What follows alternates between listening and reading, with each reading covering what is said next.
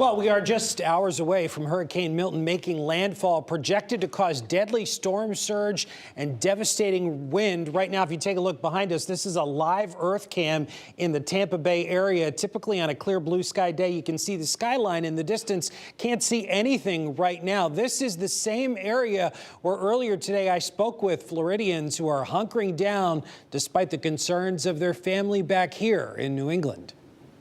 A lot of places nearby were devastated. Just 2 weeks since the devastation and debris caused by Helene. It's going to blow all that stuff around, making what is a dangerous situation to begin with even more dangerous. Now, a double whammy, this time stronger. We are indeed in that cone. A cone of uncertainty that's been shifting by the hour. This is as perfect of a hurricane as you're going to get in terms of the potential to do damage. Lori Soar and Dan Marcella are both squarely in Milton's path, but are staying put. We feel safe in this house, and we've got my parents and my sister are staying with us. For Lori, Say hi to the family. her biggest worry is having to get somewhere fast. She's disabled and uses a wheelchair. I worry about if, rain gets into the house or water gets into the house. The wheelchair, that's my legs. So if I lost my chair, if it shorted out and it didn't work, I'm stuck. I can't move. That chair charged by electricity. We could be without power for a week, possibly longer. Luckily, she's got a backup.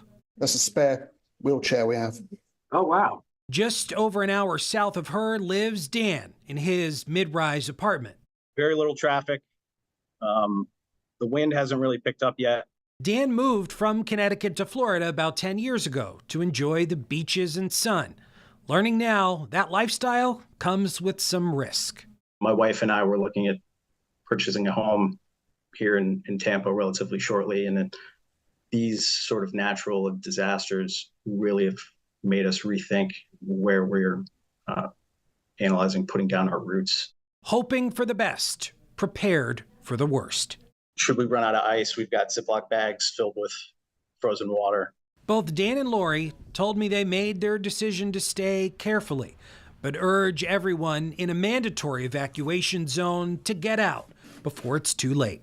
I think this is going to cause significant infrastructure damage. This storm is no joke, and people are going to die.